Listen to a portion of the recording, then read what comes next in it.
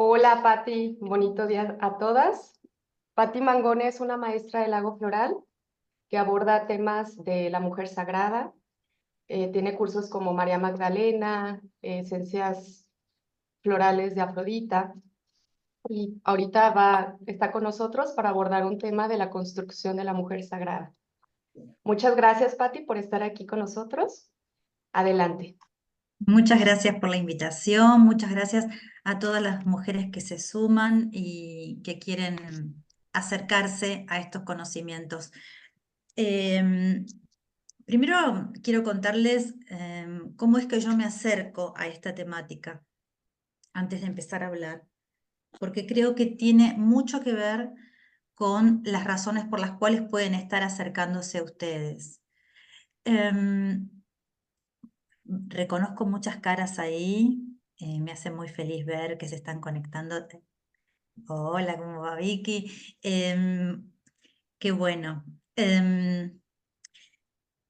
Yo comienzo a preguntarme, en realidad comencé en la adolescencia a hacerme preguntas porque yo tuve una formación católica muy fuerte, muy importante, a través de mi familia en parte, pero además mi educación escolar era religiosa, por lo tanto, mm, en la adolescencia me empecé a hacer preguntas del tipo, ¿por qué está tan masculinizada la idea de la divinidad? ¿No? Era como imposible, esto no me cerraba. Una cosa tan abstracta como Dios estaba tan materializada en lo masculino.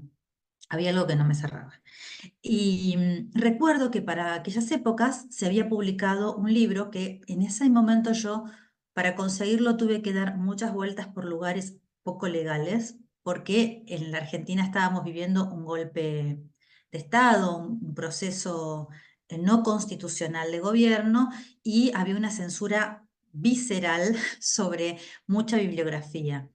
Entonces, al libro accedí porque alguien me lo consiguió, que es un libro de un obispo brasileño que se llama El rostro materno de Dios, donde él hace un planteo teológico de por qué la divinidad no tiene un solo rostro y ni se la puede interpretar en términos de un género, y empieza a incorporar los atributos de lo femenino a la conciencia de divinidad. Tal vez fue el primer acercamiento que tuve, pero a raíz de mi propia pregunta, ¿no?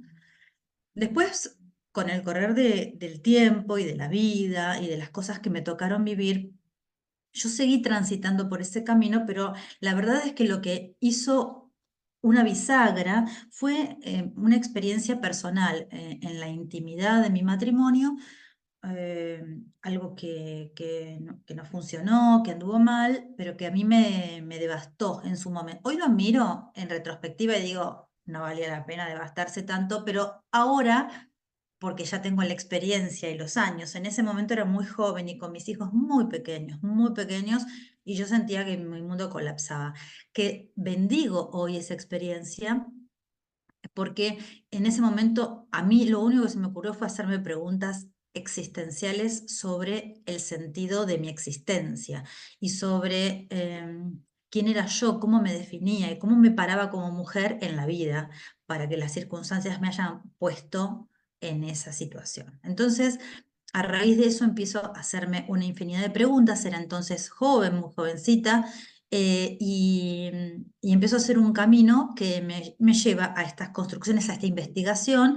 Yo para entonces ya era terapeuta floral, pero no me había especializado en la mirada de lo femenino. Mi pregunta fue un poco, a ver, los sistemas florales mayoritariamente estaban pensados de lo masculino también, porque por la impronta del maestro Eduard Bach, obviamente, porque estaba atravesado por su experiencia de varón y de vida. Entonces me empecé a preguntar cómo lo miraría él mismo o qué pasaría con las mujeres que lo habían rodeado en su momento, pensando esto en términos de las problemáticas específicas de lo femenino. Entonces empecé a abocarme a eso, primero de solo exclusivamente de la terapia floral Bach, pero con el correr del tiempo, como me dediqué también a la investigación floral, empecé a abordarlo con flores de la tierra en la que yo habitaba. Yo vivo en la Patagonia Argentina y Bueno, esto ofrece una maravilla de posibilidades, y comencé a investigar en eso y a usarlas para mi propio proceso de sanación. Y en esa búsqueda que duró muchos años, cuando terminé y yo había de verdad sentido que había muerto y resucitado y que había, más que muerto y resucitado, muerto y reencarnado en una vida nueva, o sea, no me reconocía en términos de la vida que había tenido antes, me di cuenta que había creado un sistema floral. No me daba cuenta que lo estaba haciendo, ¿no? Em, y, y eso me llevó bueno, a abocarme cada vez más a esto y a trabajar con mujeres. Y después pasé por otra etapa de crisis en el sentido de que yo tenía toda una teoría construida a partir de una experiencia personal y también tenía una teoría construida sobre cómo hay que abordar y cómo se trabajan estas cuestiones con las mujeres, pero era teoría. Entonces yo sentía que le faltaba a esa teoría bajar a la práctica todo eso que yo intuía que se debía hacer. Entonces ahí comencé a transitar ese otro camino, bajar a la práctica todo eso. Por eso es que me he dedicado a trabajar con grupos de mujeres, que ya lo hago hace muchos años, y a poner en práctica todas las teorías, todos los rituales, todos los recursos, las herramientas que yo afirmaba teóricamente, pero afirmo hoy en la práctica, después de muchos años de hacerlo, que dan excelentes resultados. Em, y yo estoy segura que cada una de ustedes, los que están escuchando esta conferencia, saben, o las que vayan a escucharla después en diferido, pero saben que llegan acá porque hay algo de lo personal que les está reclamando la resolución de un conflicto interno. ¿Alguna pregunta fundamental? ¿Alguna insatisfacción? ¿Alguna deuda pendiente? ¿Alguna frustración? ¿Alguna herida? Em, que hace que necesitemos respuestas. Una de las cosas muy importantes a tener en cuenta es que la idea de que lo sagrado también es mujer es algo por lo que hemos tenido que luchar las mujeres. No se nos hizo fácil instalarlo en el discurso, y para que pudiera ser parte del discurso, primero tuvimos que instalarlo en la discusión, ponerlo en una mesa de debate, que supuso para muchas mujeres, sobre todo las pioneras en este tema,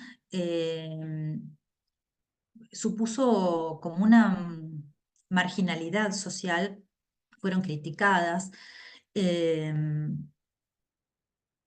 Ahora, por supuesto, esto está más aceptado, más incorporado en el lenguaje cotidiano porque los hechos lo hicieron evidente, pero la verdad es que en los primeros años, sobre todo las que lo hicieron en la década del 60, fueron mujeres que tuvieron que confrontar con la sociedad por plantarse ante esa sociedad con ideas que cuestionaban los valores y los principios aceptados de manera generalizada sin cuestionarlos, y porque suponía además, cuando uno se mete en este camino, esto supone una revisión de la vida personal. No hay forma de que nos acerquemos a la idea de lo sagrado femenino sin que empecemos a hacer algo con nuestra vida al respecto.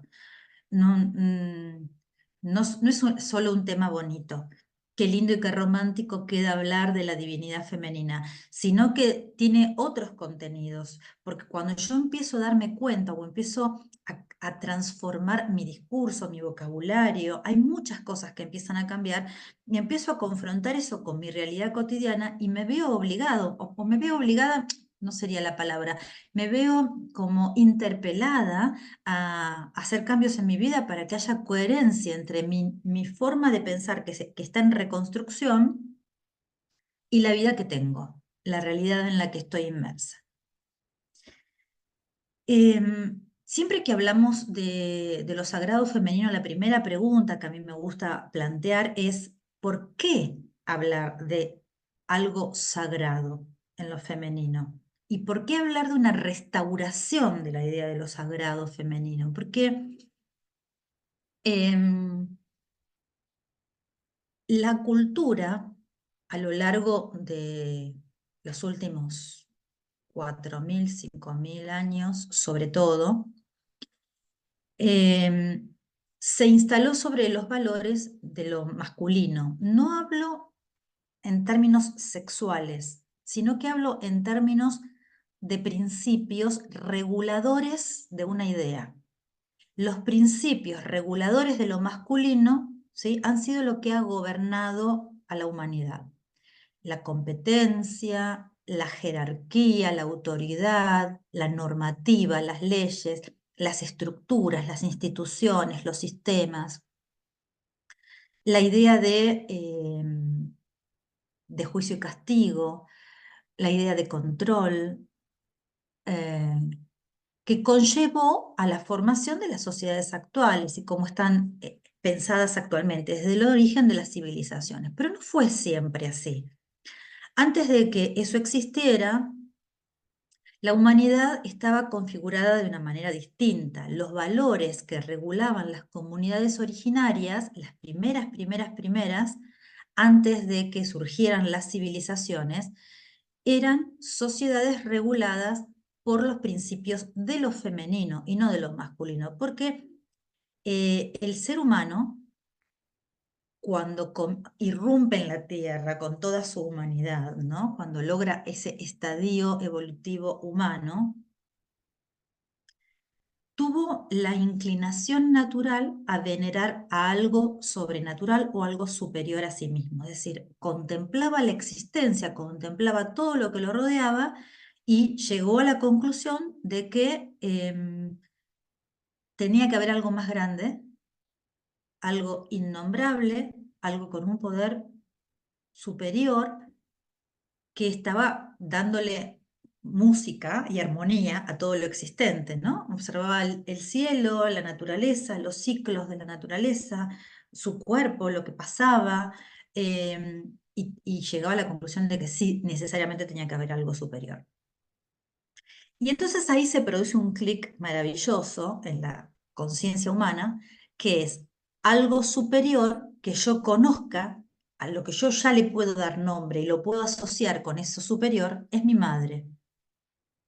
La madre, la que da la vida. O sea, la madre da la vida, ¿sí? Ellos observaban el proceso natural de los nacimientos y se maravillaban con ese misterio que era el parir, era el nutrir y el criar. Entonces llegaron a la conclusión que lo sagrado tendría que ser la madre. Por eso la primera divinidad, la primera es la diosa madre, la gran madre, ¿sí? La idea de una madre que abarca en su conciencia de maternidad toda la existencia humana, no una mujer madre, una mujer, sino la idea de la madre como una configuración de la cosmovisión de los seres humanos de esos momentos. Estoy hablando 20.000 años para atrás. Y de hecho, las primeras representaciones femeninas de una divinidad, las primeras representaciones de una divinidad fueron unas mujeres que los historiadores denominaron Venus a esas estatuillas porque representaban de manera exacerbada todos los atributos físicos de lo femenino. Y esas estatuillas tienen la particularidad de tener unos senos muy, muy abultados, pero muy abultados, un vientre muy notorio, unas caderas prominentes, esas mujeres muy voluptuosas, ¿no? Y la primera estatuilla que se tiene, la más antigua que se tiene un registro de una Venus, es una que está pariendo. No solamente es una Venus, sino que está pariendo. Está con las piernas abiertas, sentada en posición de parto, sentada, ¿no? No acostada, sino sentada, como un parto vertical, sentada sobre sus propias piernas, en cuclillas. Y se ve incluso en la vagina, se ve como empezando a salir la cabecita, y de los pezones está toda tallada en piedra, ¿eh?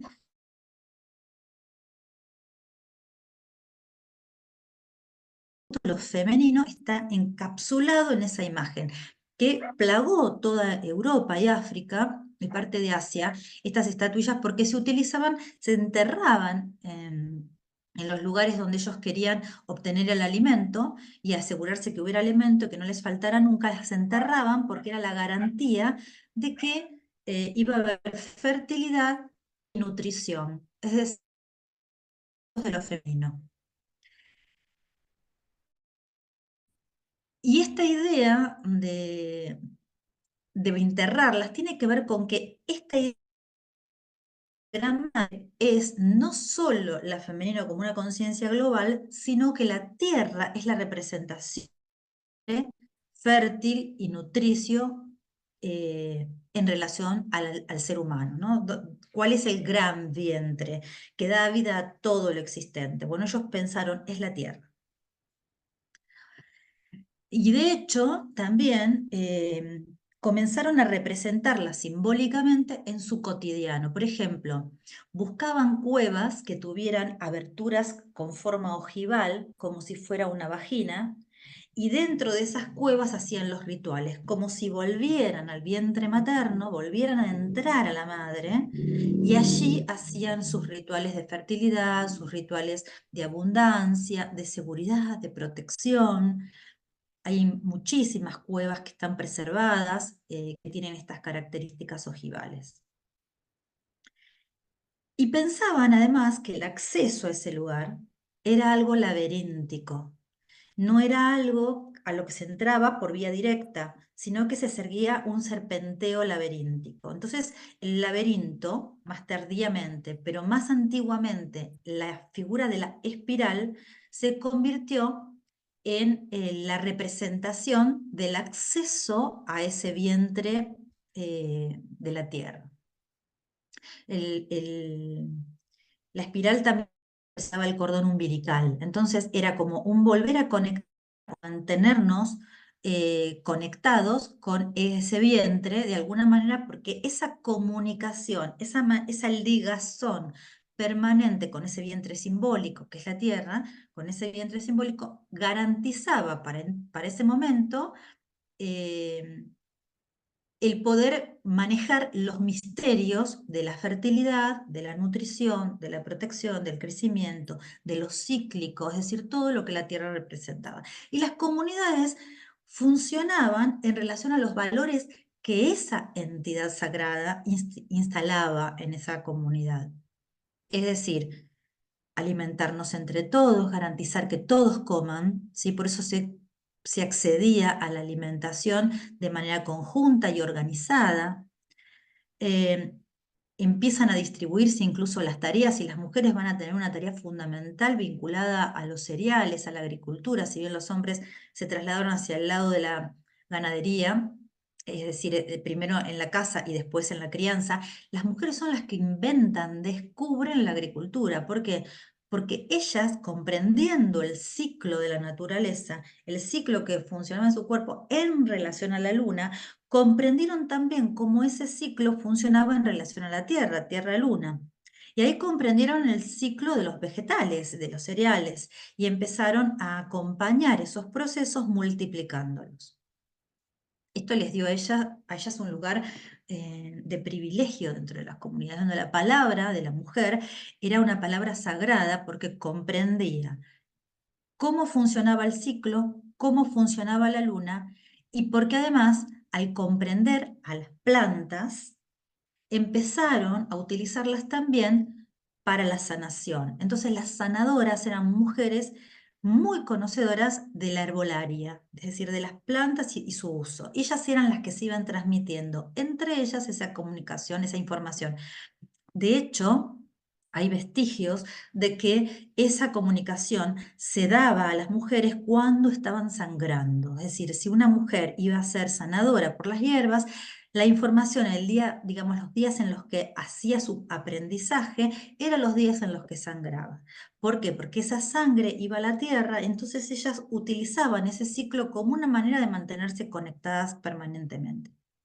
Entonces quiere decir que la idea de sacralidad es una idea muy vieja, muy antigua, que por alguna razón, que ya vamos a describir, pero por alguna razón se va a erradicar. Básicamente hay dos factores que hacen que lo sagrado sea desvinculado de la idea de femenino. Es decir, femenino y sagrado dejan de ser una unidad a partir de dos circunstancias.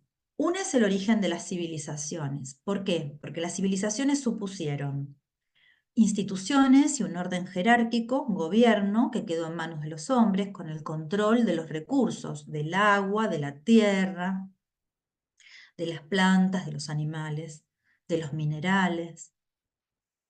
También supuso a las civilizaciones el dominio de los metales y por lo tanto al dominar los metales van a aparecer las armas, el control territorial, la defensa del territorio. Entonces las mujeres empiezan a quedar afuera de este sistema porque no tienen ninguna afinidad en su conciencia con estas ideas.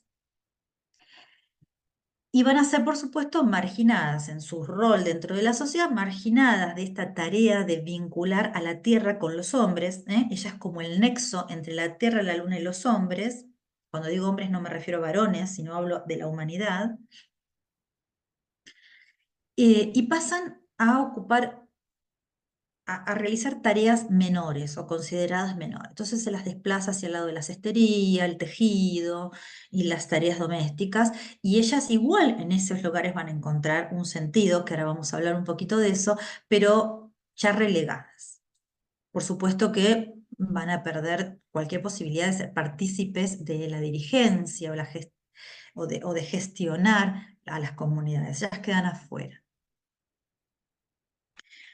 Y la otra razón por la cual las mujeres van a ser desvinculadas de lo sagrado es la irrupción del cristianismo. Eh, el cristianismo va a traer un mandato muy claro de que Dios es varón y que los varones son los que tienen la autoridad y son los mediadores entre Dios y los hombres. Entonces las mujeres quedaron afuera de ese lugar sagrado que alguna vez habían tenido. Y cuando digo alguna vez, lo tuvieron por más miles de años de los que llevamos de patriarcado.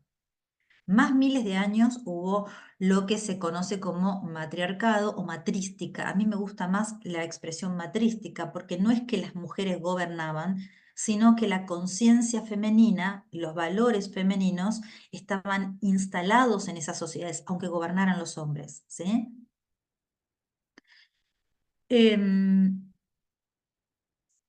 Y yo les decía que las mujeres igual siempre trataron de recuperar ese espacio de sacralidad entre ellas. Entonces empezaron a crear espacios propios, donde aún ante el desacuerdo de los varones o con el acuerdo de los varones, pero digamos sin la amenaza de que lo que ellas hicieran pudiera cambiar la vida o la organización que le habían dado a esas civilizaciones, ellas empiezan a crear estos espacios, como por ejemplo las carpas rojas, que eran espacios donde las mujeres se reunían para hablar de las cuestiones femeninas o para venerar a las divinidades femeninas, para los momentos de sangrado, para los momentos de parto, para la transmisión del conocimiento vinculado a la sanación y a las hierbas, pero todo lo que se conversaba allí quedaba sujeto y escondido al reducto de estas carpas rojas.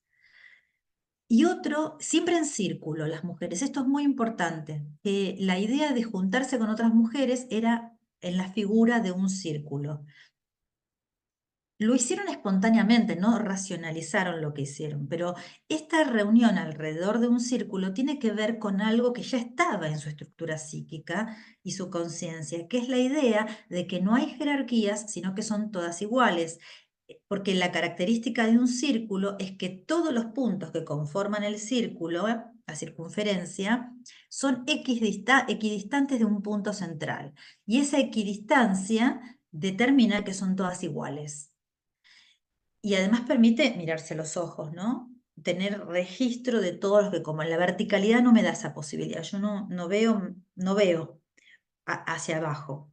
Veo solamente mi nivel.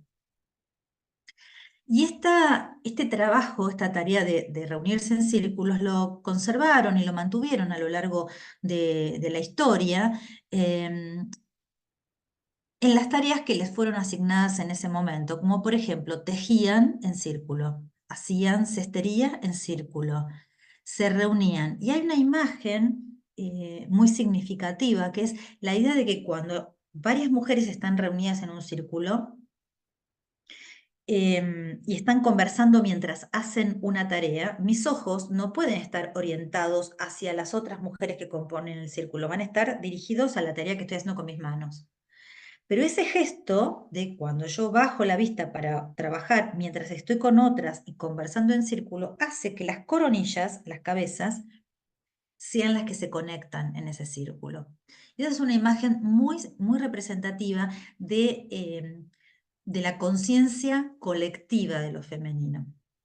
Es simbólica, porque la verdad es que ellas no teorizaron sobre esto, sino que fueron prácticas que fueron espontáneas, que fueron necesarias para resolver problemas cotidianos de las mujeres, como por ejemplo las enfermedades femeninas, los nacimientos, las muertes de los hijos, la ausencia de los varones en la guerra y la falta de alimentos cuando había guerra. Es decir, ¿cómo se resolvía todo esto? Se resolvía juntándose entre ellas para ayudarse unas con otras, donde además estaba muy instalada la idea de que la cría de una de ellas era la cría de todas. Por eso la crianza de los niños era colectiva, no como la entendemos nosotros, cada una cría a sus hijos, ¿vieron?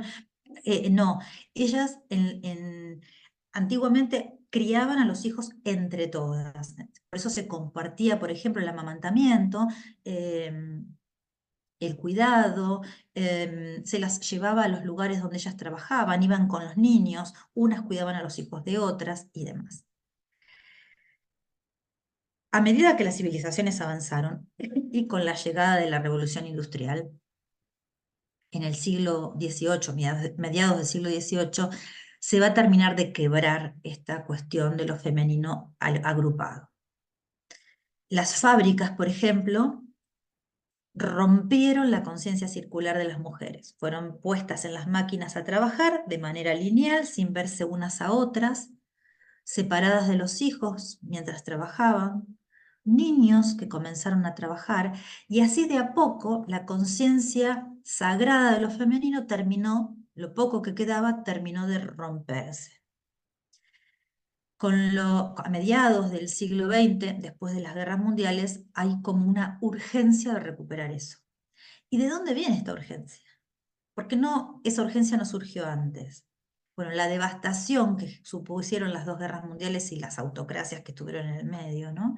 Los genocidios que hubo, lo que le pasó a las mujeres en los campos de exterminio en relación a sus hijos, hizo que la posguerra de la Segunda Guerra Mundial replanteara el lugar que las mujeres ocupaban en la sociedad. Por supuesto, no todas las mujeres se animaron a esto. Porque, ¿qué pasa?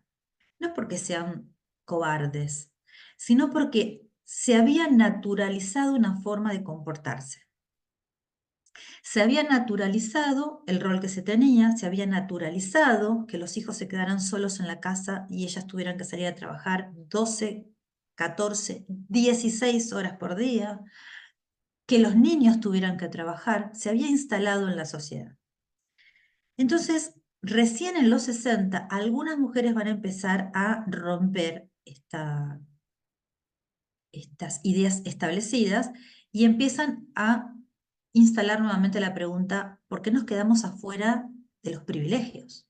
¿Por qué nos quedamos afuera del gran privilegio de ser sagradas? ¿Por qué ser sagrado se convirtió en un privilegio de uno de los géneros y el otro quedó afuera? Y cuando esa pregunta se instala, empiezan a haber respuestas, porque siempre que nosotros problematizamos una situación, tenemos la posibilidad de encontrar salidas creativas a ese problema. Y una de las cosas que va a pasar, una de las maravillosas cosas que va a pasar en los años 60 es la recuperación del culto a la diosa.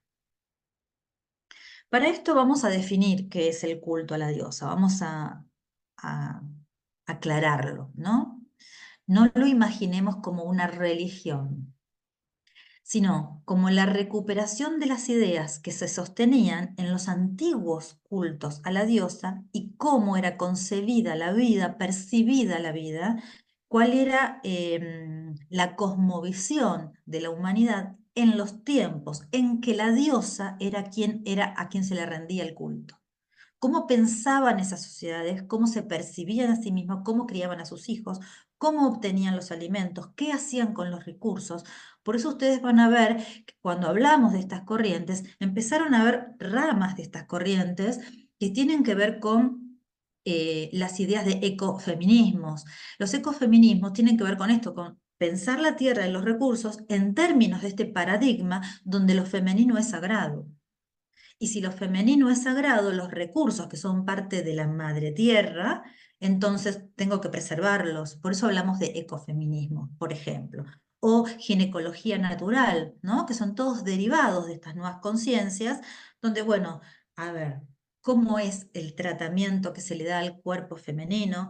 ¿Qué pasa con el aparato reproductor femenino que tiene todos nombres masculinos? ¿Sí? Y donde una mujer, por ejemplo, ¿qué pasa, por ejemplo, con la violencia obstétrica? O un montón de cuestiones que podemos enumerar, que no vamos a entrar en esos detalles, pero que tienen que ver con si empiezo a cambiar mi manera de pensar, empiezo a cuestionar lo que está establecido, me voy a preguntar por qué en los años 50 se aceptaba con una naturalidad absoluta que las mujeres fueran anestesiadas para parir y ellas no tenían la libertad de decidir si eso querían que pasara o no. Del mismo modo que si vamos a un parto, nadie nos dice, bueno, ¿qué tipo de parto querés? ¿Querés un sillón vertical? ¿Querés un parto natural en tu casa? ¿Cómo querés que nazca tu hijo? No, nadie nos pregunta. Es obvio que tenemos que ir al sistema que ya está establecido, donde quien tiene el poder de decidir qué va a pasar con nosotras, con nuestro cuerpo, con nuestra ginecología, con nuestros hijos en el momento de nacer, con la alimentación que nuestros hijos van a tener a partir del momento en que nacen, qué va a pasar, no lo decidimos nosotros, lo decide el poder de la biomedicina. Y el poder de la biomedicina está regulado por los valores masculinos, donde lo femenino, como no es sagrado, no vale la pena ni que lo cuidemos, ni que lo consideremos, ni que le preguntemos o le atribuyamos una autoridad para decidir lo que va a pasar. Por eso es que está tan ligada la idea de lo sagrado femenino a las corrientes feministas, aunque sabemos que en las corrientes feministas tenemos un montón, ¿no?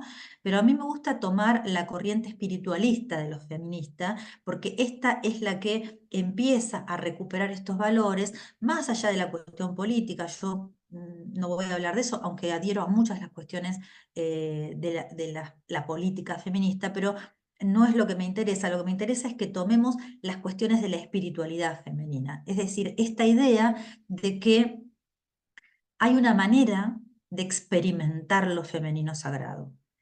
Pero para poder acceder a eso, se necesita hacer una sanación de las heridas que le fueron infligidas a la conciencia femenina a lo largo de todos estos años en que lo sagrado se desarticuló, porque se desarticuló de muchas maneras. Es decir, cuando empiezan las civilizaciones y la competencia por el territorio, lo común era que los invasores llegaran a un territorio para ocuparlo y una vez que habían quemado las cosechas, todo lo que tenía que ver con la madre tierra se destruía. Se contaminaban el agua potable para que ese pueblo ya no pudiera consumirla, se quemaban las plantaciones, se mataban a los animales o se los quitaban, se violaba a las mujeres o o se las tomaba como esclavas y se las llevaban a sus pueblos, donde las obligaban a ser parte de la vida de algún hombre poderoso de ese pueblo y se las sujetaba con un hijo, o sea, se las embarazaba por violación y entonces se hacía con la mujer lo mismo que se hacía con el territorio, exactamente lo mismo. Y de ahí la idea de que el cuerpo femenino como territorio es un territorio a conquistar, un territorio a invadir, un territorio a tomar los recursos que hay en ese espacio. Y claro, despertar de eso como una cosa natural, instalada como una cosa natural, es un trabajo muy arduo que todavía estamos haciendo y donde muchas mujeres no tienen resuelto. En, En la consulta floral, en un consultorio floral atendiendo mujeres, estas cosas aparecen a diario. Es algo permanente, está instaladísimo. Yo que atiendo mujeres todos los días y desde hace muchísimos años, les digo que es impresionante la marca que dejan las heridas de esta forma de organizar las sociedades. Mujeres que vienen con serias consecuencias de violencia obstétrica, mujeres que han sufrido abortos que podrían haberse evitado. No hablo del aborto decidido por la mujer, me refiero a situaciones que terminan en abortos y que podrían haberse evitado, que tienen que ver con un maltrato del cuerpo femenino. Mujeres que han sido víctimas de histerectomía o mastectomía, sin que se les pregunte casi, dándoles, digamos, instalando la idea de que no hay otra opción y quien lo está diciendo es alguien que ni siquiera tiene un cuerpo femenino generalmente. Em, Todo eso va dejando una marca muy fuerte. O también en la educación impartida por los padres, padres, varones y mujeres, las madres también muy dominantes, donde la forma en que son criadas estas hijas está muy acotada a ciertas ideas que son mandatos establecidos en el árbol genealógico que se traen, pero porque las mujeres, hay árboles genealógicos donde las mujeres tienen un lugar aún más marginal que en otros, ¿no? Porque siempre va a depender de la cultura familiar, también de la cultura del país, también del tiempo, ¿no? Hay un montón de factores en juego, pero no me voy a detallar en eso porque hay muchísimo para decir, pero digamos, esas cuestiones van marcando una herida, es lo que yo llamo la herida femenina. Y esa herida tiene dos rostros. Un rostro individual, es decir, las experiencias que a mí me hirieron y que son personales como mujer, y después tiene un rostro colectivo, que son las heridas que compartimos todas las mujeres y que se vienen repitiendo a lo largo del tiempo y del espacio, que son, que son como, a ver, ¿cómo les puedo decir? Como un patrón que se sostiene. Por ejemplo, los abusos sexuales, ¿no? Que parece que ahora hay más abusos porque se denuncian más, pero no es que haya más, se verbalizan. Y entonces lo tenemos como más visible, pero la realidad es que esto existe desde que la mujer existe, el hombre considera que tiene dominio y poder sobre el cuerpo femenino.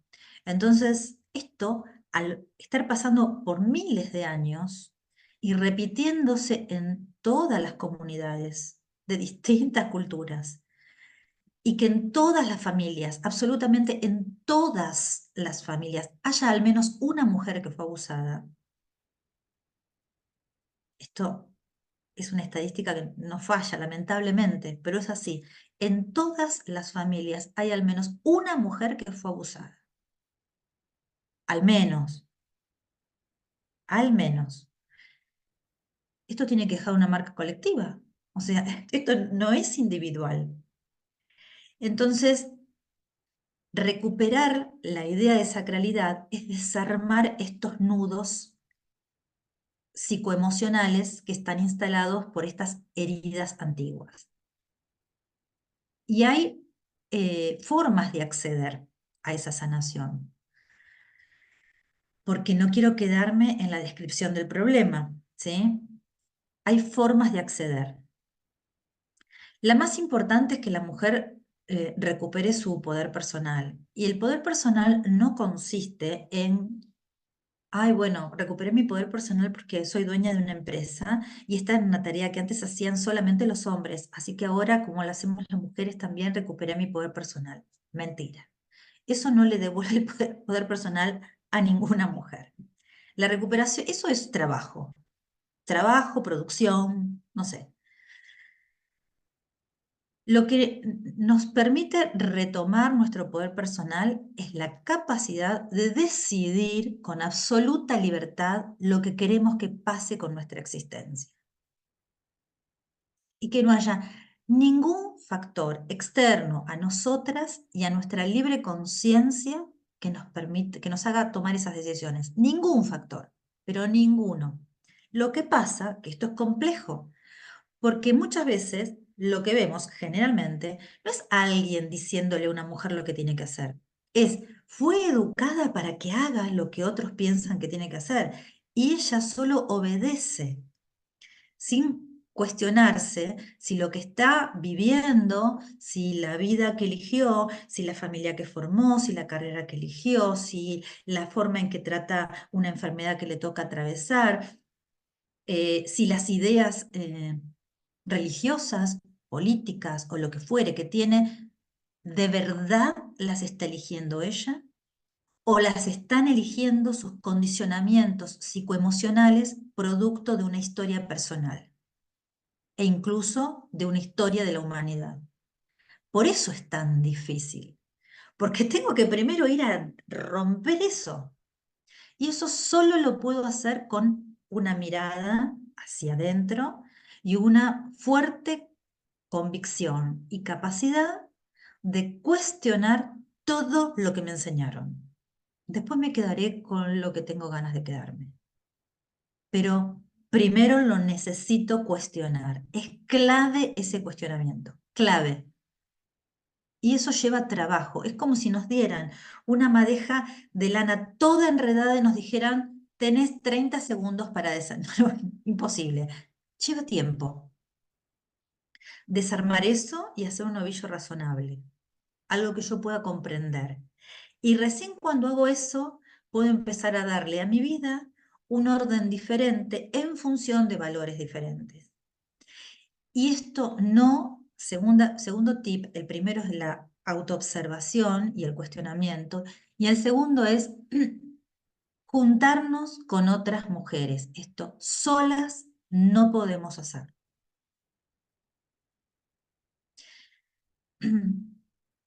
Hay mujeres que empezamos a hacerlo solas, y en el camino nos damos cuenta que tiene un tope eso, o sea, voy a llegar a un punto determinado si lo hago sola, y es muy limitado ese punto. Tengo que encontrarme con otras que están en la misma búsqueda y empezar a hacer alianzas. Por eso cumplen un rol fundamental los círculos de mujeres, cumple un rol fundamental toda actividad que aúne a las mujeres, por más que parezca algo ajeno a lo espiritual, ¿sí? Yo siempre digo, no sé cómo será allá, pero aquí es muy común. Sé que hay argentinas aquí escuchando y seguramente me van a dar la razón. Cuando uno va a un bar a tomar una cerveza con amigas y empieza a mirar las mesas del bar, están llenas de mujeres que se juntan a tomar una cerveza y charlar. Y esto tiene que ver con la enorme necesidad de contarnos entre nosotras lo que nos pasa y mirarnos en la experiencia de la otra para poder hacer un aprendizaje compartido, colaborativo. Porque hay algo que se da en el mundo psicoemocional femenino y es que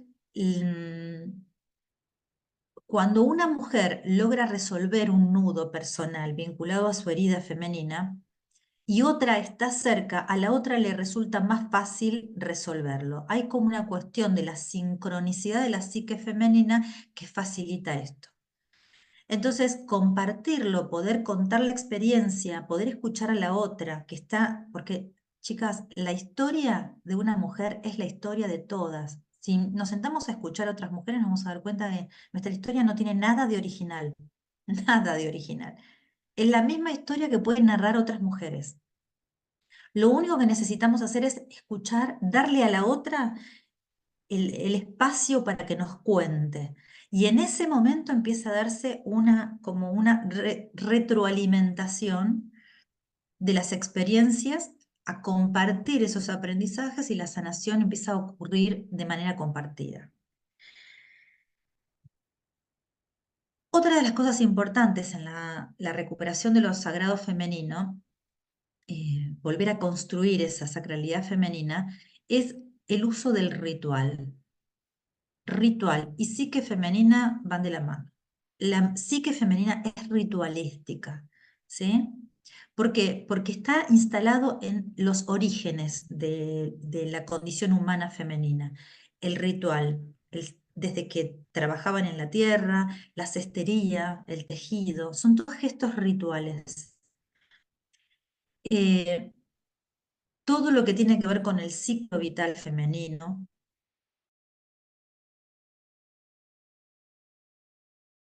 puerperio, crianza de los hijos, son todos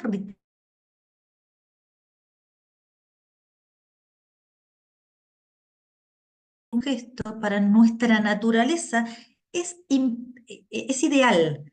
Por lo tanto, si seguimos la teoría junguiana y pensamos, puede despertar cosas que yo de otra manera no podría traer del inconsciente al consciente.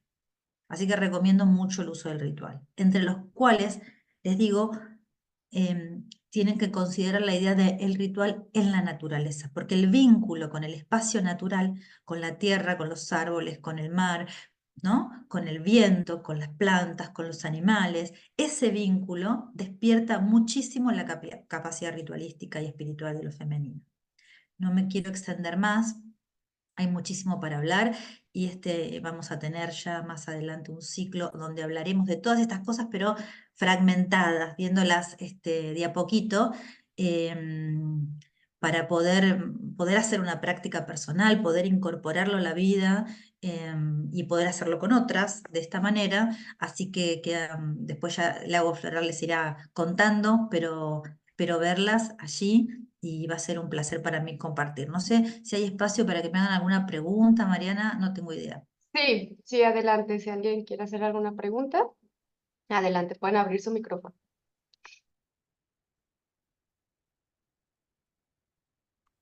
Yo quisiera hacerte una pregunta, Pat.